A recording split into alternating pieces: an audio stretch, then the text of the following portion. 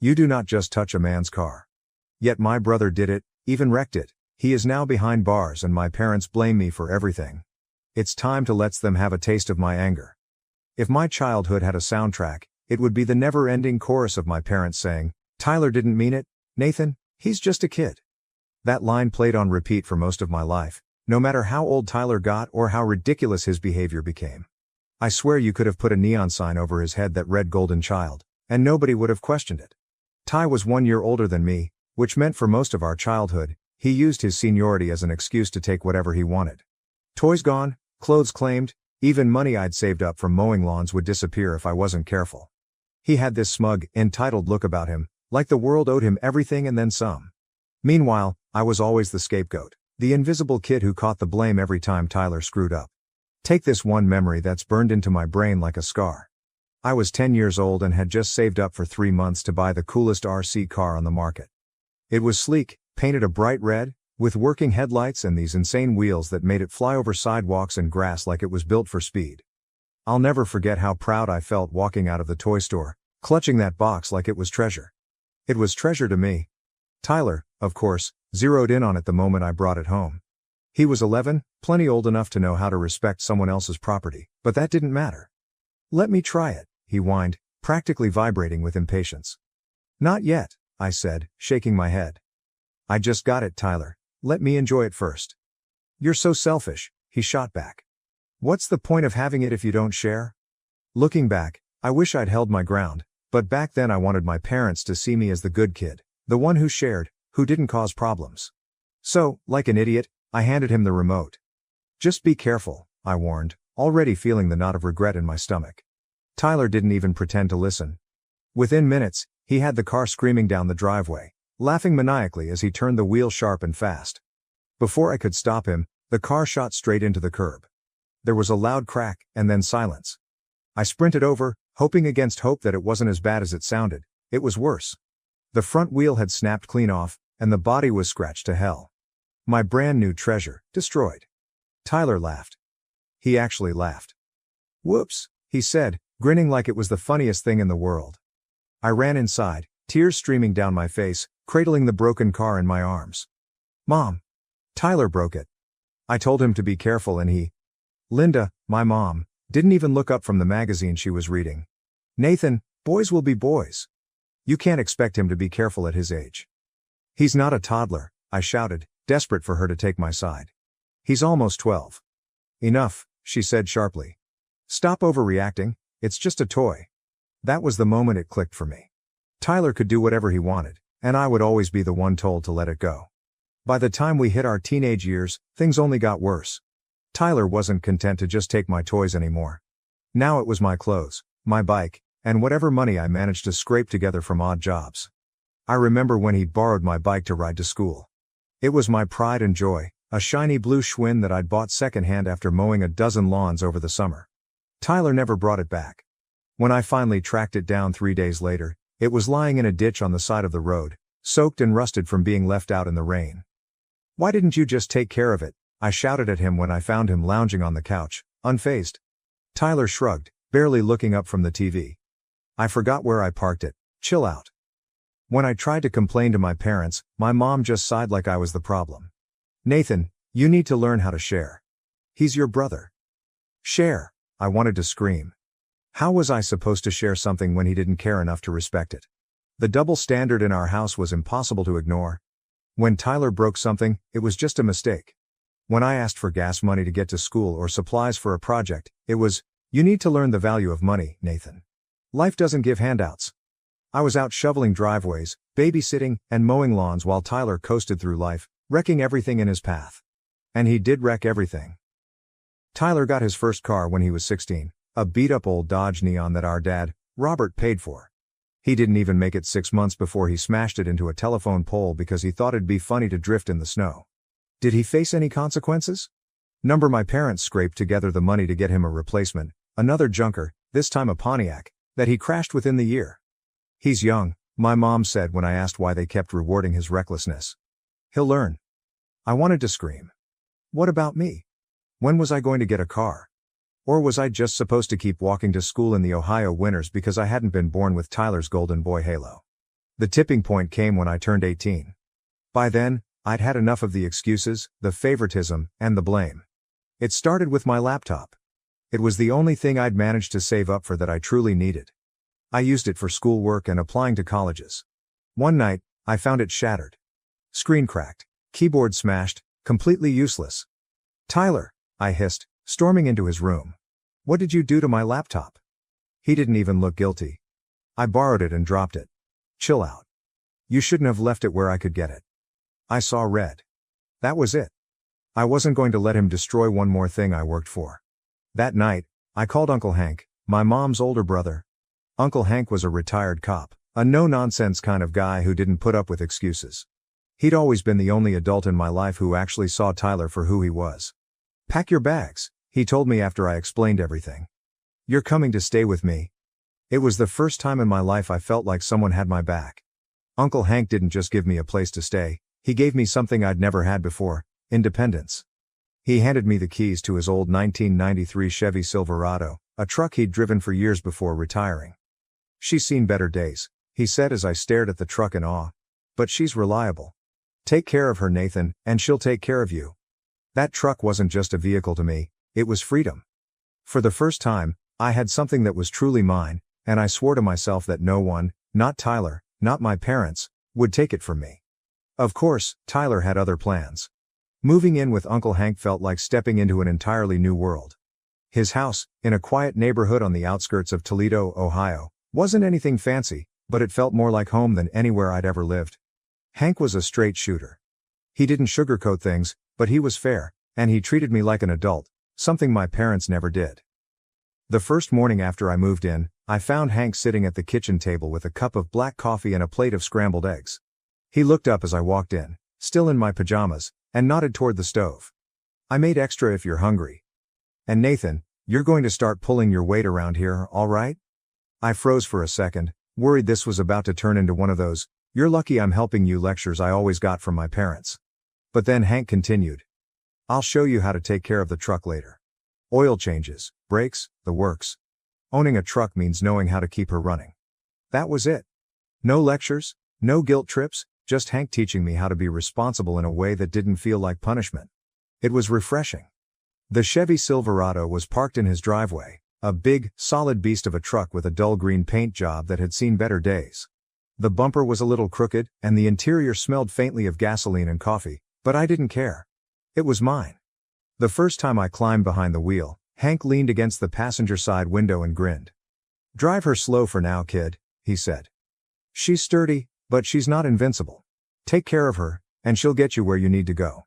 I promised I would. For the first time in my life, I felt free. That truck was my key to independence. I used it to get to my new job at a local hardware store, where I worked stocking shelves and helping customers haul lumber and tools to their cars. The Silverado quickly became more than just transportation. It became a tool in itself.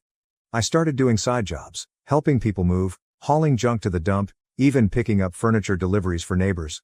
Every dollar I earned felt like a win, like proof that I didn't need my parents or anyone else to bail me out. But of course, Tyler couldn't stand that. The first time I drove the Silverado over to my parents' house, it took him about 10 seconds to start whining. "Where'd you get the truck?" Tyler asked, narrowing his eyes as he stood on the driveway with his arms crossed. "Uncle Hank gave it to me," I said, walking past him and ignoring the look on his face. "You didn't even pay for it," he sneered. "Must be nice to get handouts." That was rich coming from Tyler. I turned to face him, my voice steady. "It's not a handout. Hank gave me the truck because I take care of it, and I earn my own way. You wouldn't understand." Tyler's face turned red, but before he could snap back, Mom stepped outside, wiping her hands on a dish towel. "What's going on out here?" "Nothing," I muttered, shaking my head. Tyler, of course, had to start his usual whining. "It's not fair, Mom. Nathan gets a truck, and I don't have anything." "You wrecked 3 cars, I shot back. "Maybe if you took care of your stuff, you'd still have one." "Enough," Mom's voice cut between us like a knife. "Nathan, you don't need to rub it in." "Tyler, stop acting like a child." But that was the thing, Tyler was a child, at least mentally, and my parents never made him grow up. A few months later, Tyler totaled his 3rd car. It was an old Pontiac Grand Am that my dad had bought him after he wrecked his last one. Tyler was driving too fast on a rainy day, and he smashed straight into a street pole.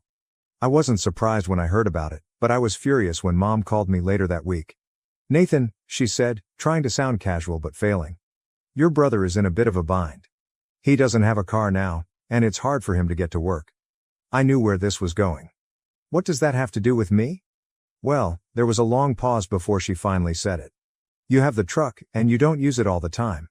Maybe you could let him borrow it, just until he gets back on his feet." "No," I said immediately. "Nathan," she said, as if I had just insulted her, "you're being selfish. Your brother really needs this. Family helps family." "No," I repeated, firmer this time. "Tyler wrecked 3 cars, Mom. I'm not letting him touch my truck. It's how I get to work. I rely on it." She tried the guilt trip next. "You can take the bus for a few days. It's not like you have far to go." "Not happening," I said, and I hung up. For the next week, I got the cold shoulder from both my parents.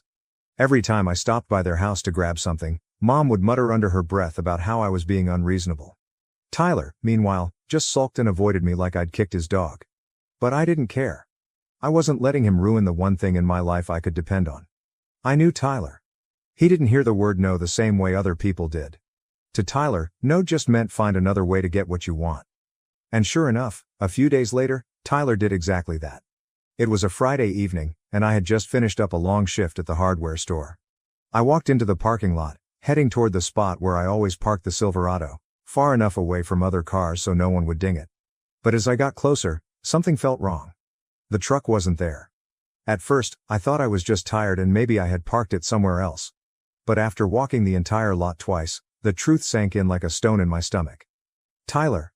I pulled out my phone and called him, my hand shaking with anger. He answered after a few rings, his voice casual and chipper. "Hey bro. What's up? Where's my truck?" I demanded. "Oh, relax," he said, like it was no big deal. "I just borrowed it for a bit. I'll bring it back soon." "You stole my truck," I snapped. "Bring it back right now, or I'm calling the cops." "You're overreacting," Tyler said, scoffing. "It's just a truck, chill out." He hung up before I could say another word. My blood felt like it was boiling under my skin. I didn't know how he'd even gotten into the truck. I always kept the keys with me. But then it hit me. A couple of months back, I'd read something online about certain models of Chevy Silverados having keys that were easy to replicate if you knew the VIN number. Tyler had gone out of his way to make a spare key just so he could steal my truck. I stood there, pacing and seething, until finally, about half an hour later, Tyler pulled into the lot. The truck was covered in mud, fast food wrappers littered the passenger seat, and there was a faint smell of cigarettes hanging in the air.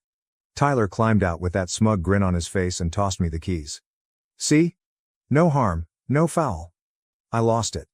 "What the hell is wrong with you, Tyler? You stole my truck, trashed it, and you think this is funny?" "Relax," he said, shrugging. "It's just a truck." To him, it might have been just a truck, but to me, it was my lifeline. And I wasn't about to let him ruin it.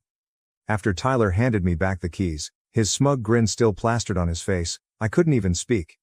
I wanted to scream, to punch something, to throw him into the mud he'd tracked all over my truck and see if he'd laugh about that too. Instead, I climbed into the Silverado, shut the door harder than I needed to, and just sat there, gripping the wheel, trying to calm down. Inside, the truck was a disaster. Fast food wrappers were stuffed in the cup holders, soda stains marked the fabric seats, and the cigarette smell was thick enough to choke on. I knew Tyler didn't smoke, so he had probably picked up one of his low-life friends and let them trash the cab. It felt like a personal violation. This truck wasn't just some beat-up vehicle. It was mine, the one thing I could rely on. Tyler didn't get that. He never would. The drive back to Uncle Hank's was slow because I spent half the time trying not to lose it completely. By the time I got home, the anger had turned into something colder and heavier. I found Uncle Hank in the garage, working on his motorcycle, the smell of oil and grease thick in the air. "You look like you're ready to murder someone," he said without looking up, his wrench clinking against the engine. "Tyler stole my truck," I said, my voice tight. "He made a spare key and took it without asking." That got his attention. Hank straightened up, wiping his hands on a rag. "What?" "He trashed it too. Mud everywhere, food garbage, cigarette smoke. I don't even know how I'm going to clean it." Hank's jaw clenched, and for a moment, I could see him biting back his first reaction. "Did you call the cops?" "No," I said, shaking my head. I wanted to, but it's my brother, you know? I didn't want to go that far. Hank sighed, tossing the rag onto his workbench. Nathan, listen to me. Tyler's never going to learn until someone forces him to. You give him an inch, he'll take everything you've got. That truck is your lifeline. Next time. You don't call him, you call the police? I nodded, even though it felt like a betrayal to say it out loud. Calling the cops on your own brother? I couldn't imagine my parents forgiving me for that. Then again, they never forgave me for anything I did, so maybe it wouldn't make a difference. You need to protect yourself, Hank said firmly. No one else is going to do it for you. He offered to help me install a GPS tracker in the truck the next morning. Just in case, he said. If he pulls something like this again, you'll know exactly where the truck is. I spent 2 hours cleaning out the truck that night, scrubbing its stains and spraying a freshener until my arms ached. It still smelled faintly like smoke, and there were bits of mud I couldn't reach under the pedals. The whole thing left me simmering with frustration. I'd spent so long working to build my own life, my own space, only for Tyler to waltz in and trash it like it was his right. I didn't know it then, but that was only the beginning. The second theft. For a few weeks, everything was quiet. Tyler avoided me, probably because he didn't want to hear me chew him out again, and my parents gave me the silent treatment too. They were good at that, acting like I was the bad guy for not letting their golden child get away with murder. I didn't care. I had my truck back. I was working more shifts at the hardware store, and for once, it felt like my life was my own. Then Christmas rolled around. Every year my family gathered at my parents' house for Christmas dinner. It wasn't that I looked forward to the holiday, I didn't, but I still went. Not for my parents or for Tyler. I went for Uncle Hank and my cousins, who were the only people in my family I actually wanted to see. And honestly, I went for the food. I showed up late in the afternoon, the truck parked neatly at the end of the driveway where I could keep an eye on it. The second I walked through the front door, Mom greeted me with her usual passive-aggressive flair. "Oh, Nathan," she said, her smile stretched too thin to be genuine. "I wasn't sure you'd come after all the drama you caused this month." I ignored her, shrugged off my coat, and headed straight for the kitchen, where Uncle Hank was already camped out with a mug of coffee. "Merry Christmas, kid," he said, giving me a firm pat on the shoulder. "Ignore your mother, you know how she is." "I'm used to it," I said, grabbing a cookie off the counter. The day dragged on like every other family gathering, chaotic, loud, and suffocating. My mom kept making digs at me whenever she thought no one was listening. "Nathan's gotten so protective of that truck," she said to one of my cousins. "It's like he thinks it's worth $1 million." I clenched my jaw but stayed quiet. No point starting a fight. Meanwhile, Tyler sat in the corner, glued to his phone, barely speaking to anyone. I figured he was sulking because I'd shut him down so hard last time we talked. That suited me just fine. By the time evening rolled around, I was more than ready to leave. But then I noticed something. My truck keys, always clipped to my belt loop, were missing. I froze. At first, I thought maybe they'd fallen off somewhere, so I retraced my steps through the house, the living room, the kitchen, even the bathroom. Nothing. My stomach dropped as I bolted for the front door and looked out the window. The driveway was empty. My truck was gone. I felt like the ground had disappeared beneath my feet. I ripped my phone out of my pocket and opened the GPS tracker app. Sure enough, the dot representing my truck was already miles away, moving fast. I didn't even have to think about it. I called Tyler. He picked up on the third ring, sounding way too casual. "Relax, bro, I'm just picking up a friend," he said, like it was no big deal. "You stole my truck," I said, my voice shaking with rage. "Where are you?" "I'll bring it back," Tyler said, brushing me off. "It's not like you need it right now. Chill out, Nathan, it's Christmas." I was done. I didn't care if it was Christmas. I didn't care what my parents would say. I hung up the phone, grabbed Uncle Hank, and stormed out of the house. "Tyler took my truck," I said as we climbed into Hank's car. "I've got his location on the tracker." Hank didn't say anything, but his jaw tightened as he pulled onto the road. I stared at the GPS app on my phone, watching the dot slow down and stop near an exit ramp off the highway. That's when I saw it. My truck. Nose deep in a snowbank on the side of the road.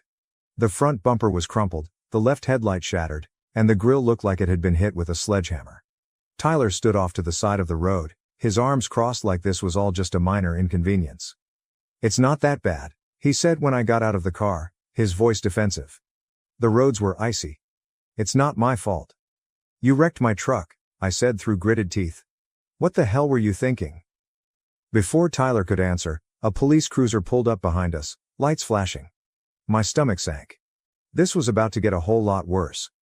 The police cruiser pulled up slowly, its lights cutting through the snowy dark. For a brief moment, all I could hear was the hum of the engine and the crunch of boots on frozen gravel as the officer climbed out. Tyler shifted nervously beside my wrecked truck, his earlier smugness now replaced with an awkward attempt to look innocent. "What's going on here?" the officer asked, glancing between the Silverado and the two of us. His voice was calm but firm. I didn't even let Tyler speak. "He stole my truck," I said, my words sharp and steady. "I have the GPS logs to prove it. He didn't have permission to drive it, and he crashed it." The officer looked at Tyler, his expression unreadable. "Is that true?" Tyler stammered, his face turning red. "I mean, I borrowed it. It's my brother's truck. It's not like he was using it." The officer's eyebrows shot up. "Did you have permission to take it?" Tyler hesitated just a second too long. "Well, not exactly, but..." "That's called theft," the officer said flatly, cutting him off. "You crashed it too." "The roads were icy," Tyler said, throwing his hands in the air. "It's not like I meant to." Before I could say anything else, Uncle Hank stepped in. He had been standing a few feet back, arms crossed, silent up until now.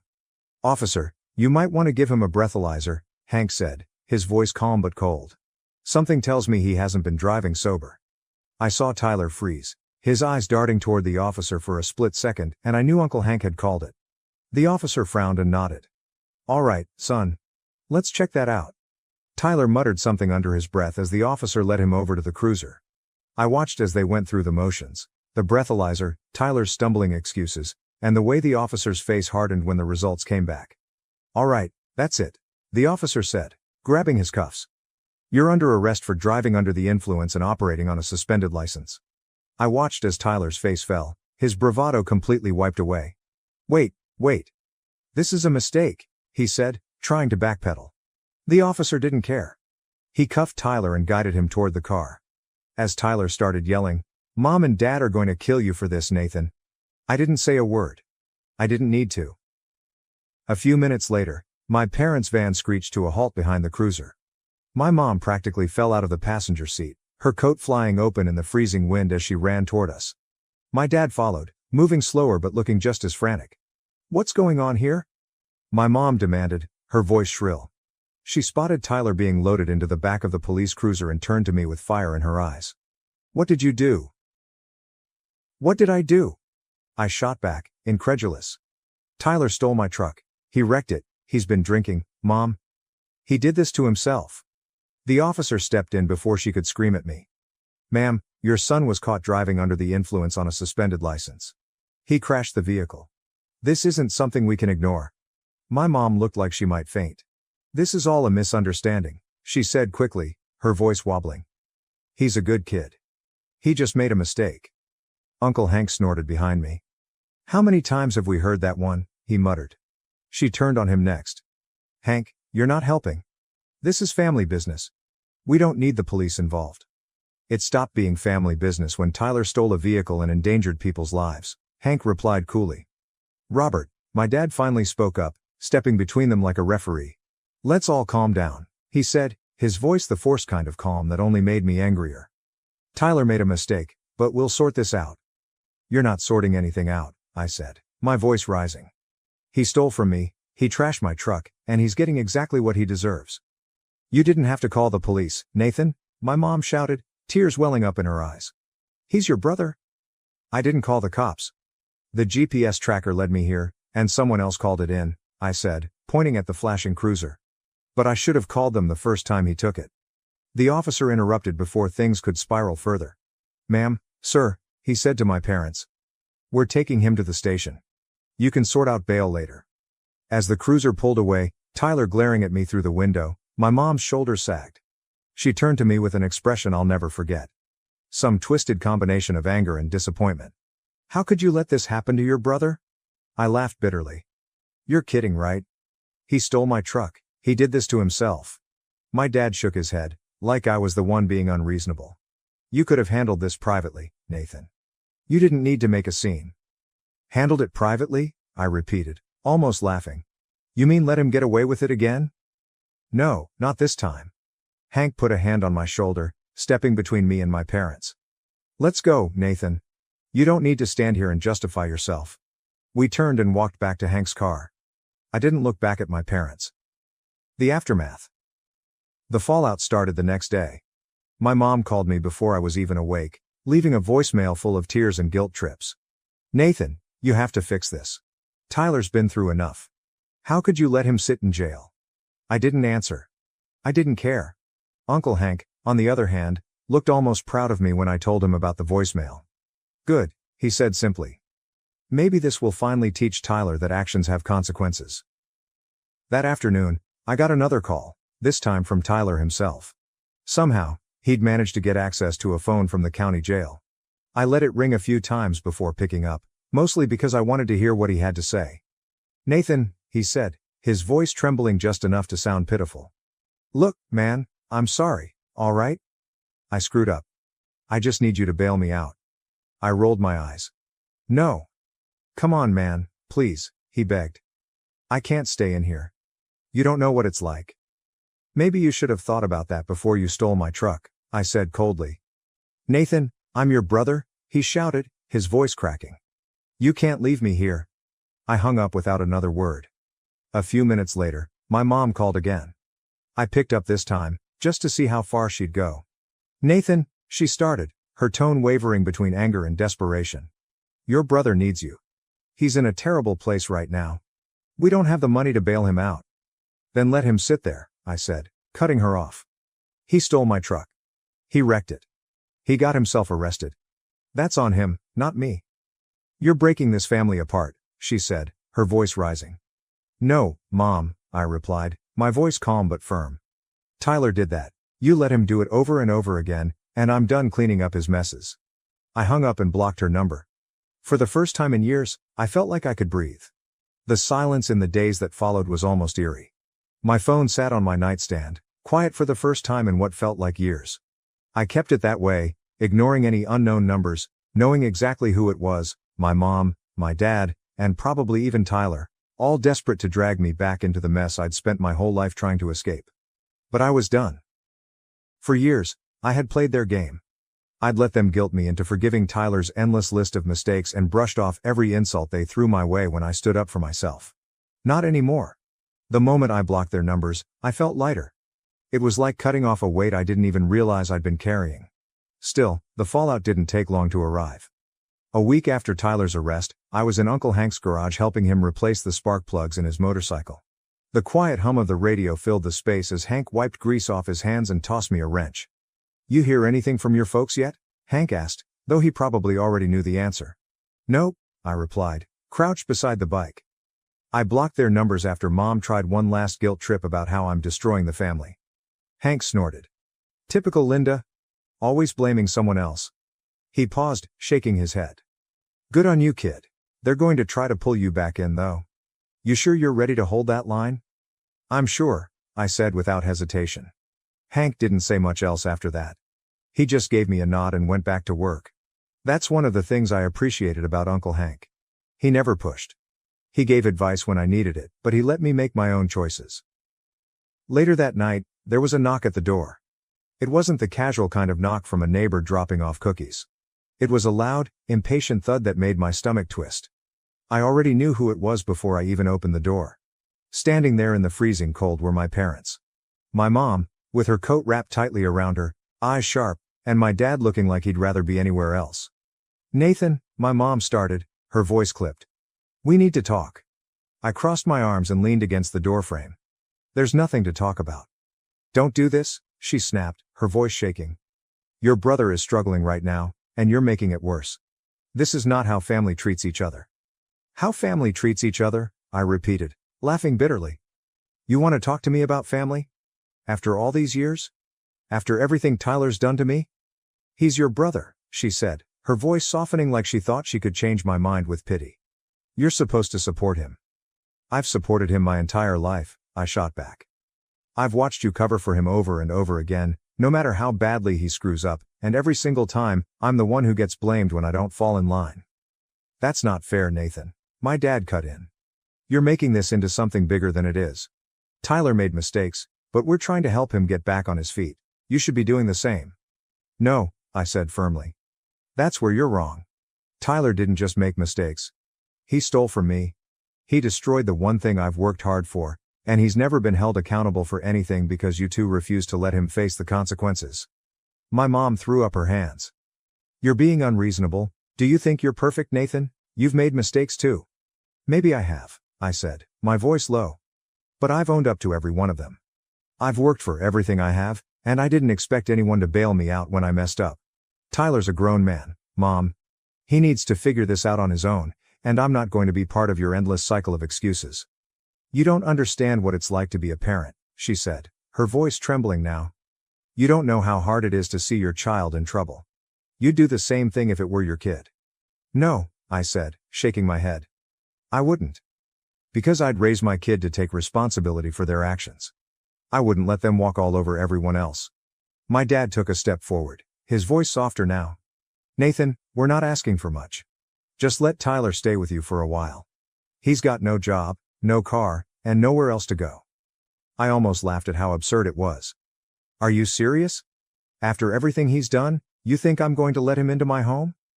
Let him trash my life the way he's trashed his own? It's not like that, my mom pleaded. He just needs a little help to get back on his feet. No, I said, for the last time. You want to keep enabling him? Go ahead. But I'm done. You've made it perfectly clear that Tyler will always come first. I don't owe you or him anything. They stood there, speechless for once. My mom's face crumpled like she wanted to cry, but I didn't feel an ounce of sympathy. My dad just looked tired, as if this whole situation was somehow my fault. Without another word, I stepped back inside and closed the door in their faces. For a long time, I just stood there in the silence, my heart pounding.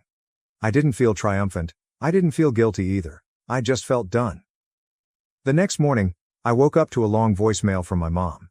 I didn't even listen to it before deleting it.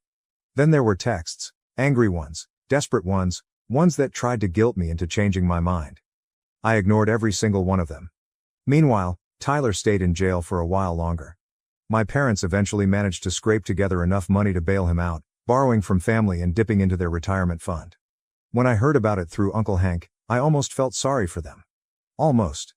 Tyler came straight to their house after he was released, sulking like a teenager. I stopped by once to grab a box of my old tools from the garage, and when I walked through the living room, he didn't even look up from the couch. He just sat there, staring at the floor, muttering about how unfair everything was. I didn't say a word to him. There was nothing left to say. Over the next few months, Tyler's life continued to spiral. He couldn't get his license back because he couldn't afford the fines, and he struggled to hold down a job. My parents gave him everything they could, money, excuses, second chances, but it was never enough. One afternoon, Uncle Hank and I were sitting on the back porch, drinking coffee, when we saw Tyler pull up in my parents' old minivan. He was working as a pizza delivery driver now, and the look on his face when he spotted us was priceless. Hank gave him a little wave and said, "Good to see you working, Tyler. Keep it up." Tyler mumbled something and practically ran back to the van. I couldn't help but laugh. For the first time in his life, he was being humbled. But no matter how far he fell, my parents still refused to see him for who he was. They still called me sometimes, leaving messages that I deleted without listening. My mom's voice, always so familiar, felt like an echo of something I'd left behind. "Nathan, you're breaking this family apart," she said in one message. No, I thought, I'm finally putting myself back together.